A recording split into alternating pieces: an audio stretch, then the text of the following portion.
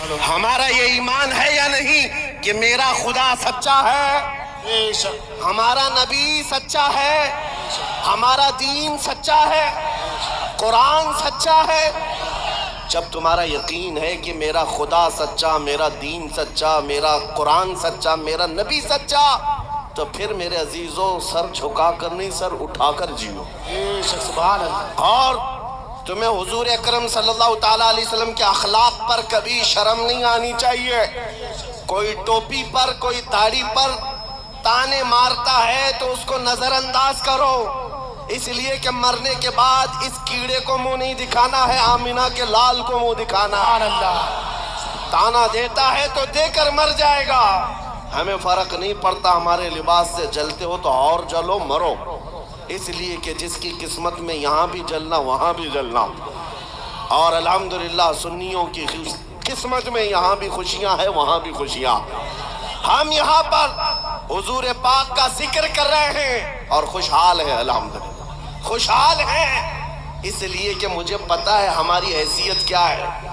خوشحال ہیں آپ بھی، ہم ہیں۔ یہ چھوٹی موٹی شکایتیں تو سب کرتے ہیں آپ، کہ بیماری ہے، گھر میں کھانا پانی نہیں ہے، دھندا نہیں چل رہا ہے، بزنس نہیں چل رہا ہے، سب لاس میں ہے، جاب نہیں ہے، سب شکایتیں تمہاری ہے، ہمیں پتا ہے۔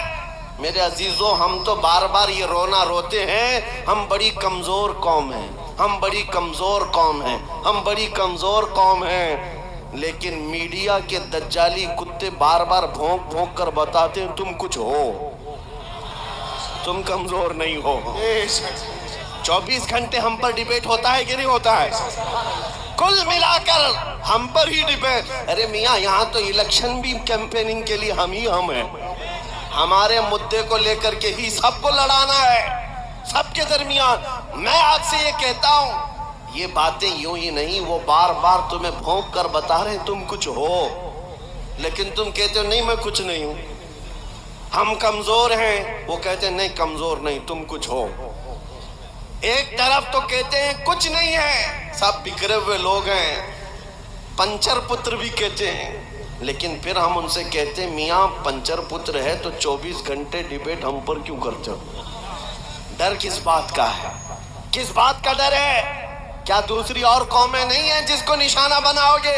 ارے 70 قومیں موجود ہیں، لیکن ہمیں پتا ہے تمہاری آنکھوں میں اگر کوئی چبھتا ہے تو غلام مصطفیٰ ہی ہے، اس لیے کہ انہیں بھی تاریخ پتا ہے، یہ اگر نکل پڑے ہیں صحرا سے بغیر چپل کے پیوند لگے کپڑوں سے تو قیصر و کسریٰ کو بھی دھول چٹا سکتے ہیں۔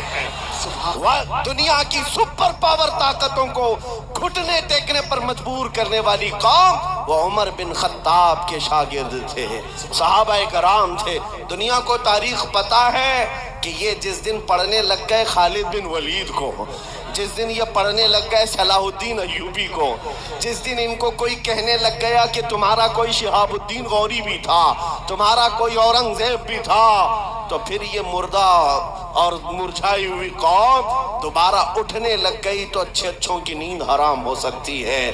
اسی لیے کہا جاتا ہے مسلمانوں کے محلے میں نشہ بانٹو، مسلمانوں کو نشہ کرواؤ، نشہ بیچنے والے یہی، نشہ کرنے والے یہی، اس لیے کہ یہ جب تک نشہ میں رہیں گے ہم سکون سے رہیں گے، اور جس دن یہ اٹھ گئے تو دوسروں کے سکون کے لالے پڑ جائیں گے۔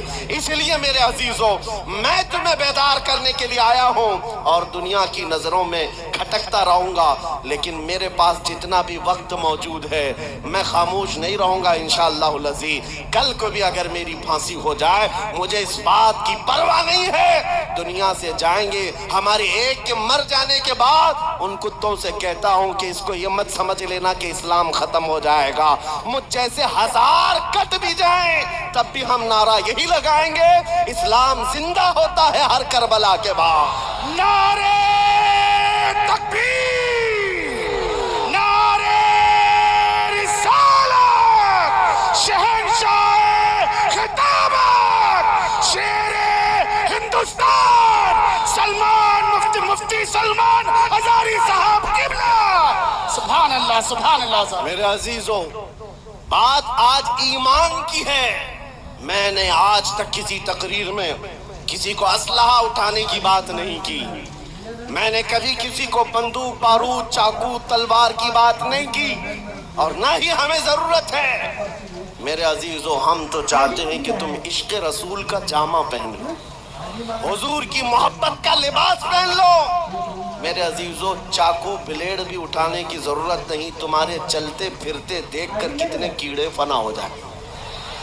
ہاں صرف تمہاری چلت پھرت سے کئی کتے نالیوں میں مر جائیں۔ سب کو سمجھ میں آتی ہے بات۔ اور جن لوگوں نے مجھ سے پوچھا تھا بار بار آپ کتے کس کو کہتے ہیں، میں نے کہا کوئی سنی مجھ سے پوچھا ہی نہیں، کسی نے مجھ سے پوچھا ہی نہیں۔ یہ ساری تقریریں سن رہے ہیں، آپ نے پہلے ہی پوچھا تو کہیں ایسا تو نہیں کہ زخم پر جا کر بات لگی ہو۔ خیر میرے عزیزو، آپ کو میں بارہا بیدار اس بات کے لیے کرنا چاہتا ہوں، حضور کے اگر غلام ہیں تو پورے غلام بنو، پورے غلام۔ آج کے دن اگر ایک نوجوان بھی یہ عہد کر لیا کہ میں نے اپنی مرضی سے بہت زندگی گزاری ہے، اپنی لائف میں بہت انجوائے کیا ہے، لیکن آج کے دن سے یہ طے کروں گا کہ جیوں گا تو میرے نبی کی مرضی سے جیوں گا۔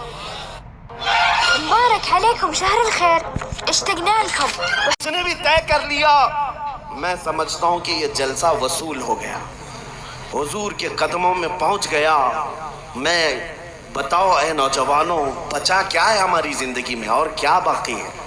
کیا چاہیے تمہیں؟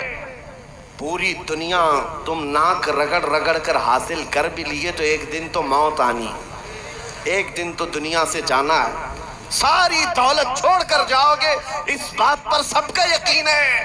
تم نے خود اپنے ہاتھوں سے کتنے مردے دفنائے، تم نے کتنے لوگوں کی قبروں کو خود اپنے ہاتھوں سے بند کیا۔ آج جو یہ آنکھیں کھلی ہیں اچانک بند کر دی جائیں گی، یہ دھڑکنیں رک جائیں گی، تم ہاتھ پیر بھی نہیں اٹھا سکتے، اور یہ پورے لوگ اٹھا کر تمہیں اتنی چھوٹی قبر میں ڈال کر آتے ہیں جہاں کروٹ لینے کی بھی جگہ نہیں، سانس اور ہوا کے لیے کوئی روشن دان نہیں، کھڑکی نہیں، اتنے گھنے اندھیرے کے اندر تم تنہا ہوتے ہو۔